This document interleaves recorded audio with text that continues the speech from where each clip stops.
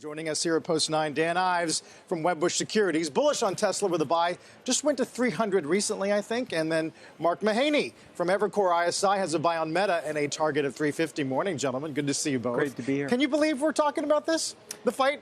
Look, I think the cage match could be real. And ultimately, I think from a stock perspective, like, do you think they're going to physically fight, like in a UFC arena? Oh, yeah, Dana White invited them? I do believe that this beef is ultimately could be settled in the cage between Musk and Zuckerberg. Really? Settled?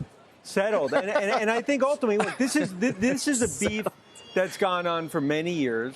And I do think that this is not just hype. I think they could really fight in October. Mark, I'm wondering whether or not you saw Meta and Tesla as the preeminent showdown in tech, as opposed to, say, Meta, Apple, or something else.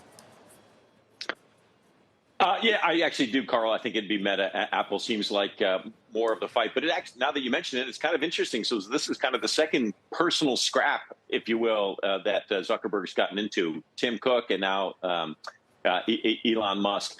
My guess is that if there really were a cage match, I think Zuckerberg would win. I need to get that out because I think he's been training pretty hard. I follow him on Instagram, Facebook. He's put a lot of time into it. I'd worry if I was a Tesla shareholder. Is there actually a worry if Dan is right and these two really get in the ring and actually physically inflict harm on each other? Mark, is that good for either company? I mean, and is there? No. I don't know. How do you view that? I view it as we need more female CEOs. Maybe from a stock market perspective, is there an impact? I certainly hope they don't go ahead and do it. I just assume this is all great theater on their part.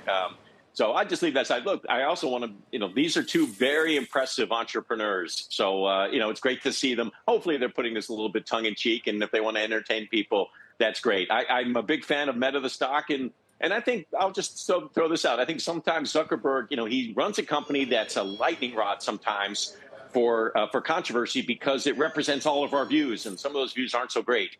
Or they're not tolerable to other people. But I actually think he gets underappreciated for the vision that he's had as the founder and the CEO of this company. I think people always give Musk a lot of credit for good reasons. One of the reasons I actually like a Meta as a stock is that I still think it's dislocated despite the rally year to date. It's still trading at a discount to the market. So I think that's why there's upside. And I think Zuckerberg deserves a little bit more respect than the market is willing to give him. But is this about Twitter versus Facebook as a battle for social media supremacy? And if Twitter comes back now in terms of ad dollars, they've got a new CEO, Linda Yaccarino, does that come at the expense of Facebook and Meta at all? No, I don't think so. I think the numbers here are so dramatically different. And I really hope that Twitter gets reinvented, reimproved, and does better. I think it's a very valuable tool. I do find it a little bit ironic. I think Musk came in to Twitter and really wanted to wean it off of an advertising model. Well, we're not weaning off if you've given the CEO search. And by the way, there's nothing wrong with running an ad-supported social media model. So I really hope it's successful, and I think he can prove. My guess is that he'll be able to prove that he can turn it around at a much lower cost basis, which is a good signal, constructive signal across Silicon Valley.